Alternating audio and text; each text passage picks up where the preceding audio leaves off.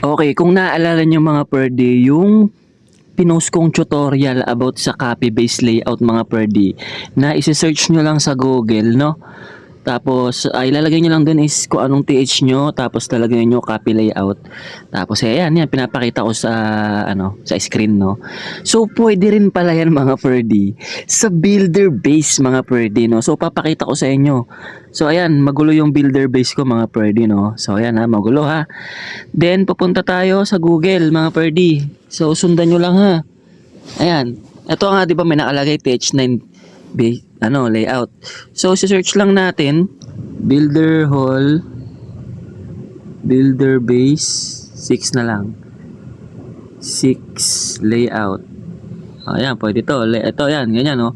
Yan, oh, ito lang aanin nyo mga perdi, oh. Itong nasa unahan lang, oh. Click nyo lang yan, oh. Oh, lalabas lang yan. Sa Google lang lahat mga perdi. Nasa Google lang sagot mga perdi. So ayan, pipili ka na dito, BH6. So halimbawa ito. Sige, kahit ito na lang, pangunahan. Yan. Oh. I-click nyo lang to, base link, copy this plan. Oh, click nyo lang to. Oh, pupunta na yan doon, rerekta na yan sa account mo. Yan, nirekta na yan sa account mo mga perdi. Ganito rin yung ginawa ko nung una.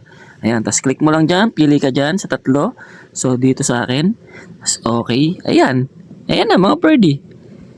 Tapos, ang kaso, kaya siya ganito, may mga excess kasi may mga bush eh. Ayan, may mga bush. Ayan, big tree yan. Kaya hindi siya tapos.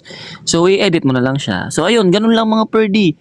Kung mahilig kayo maglaro sa builder base, kung active kayo dyan, tapos nahirapan kayong gumawa ng base, no?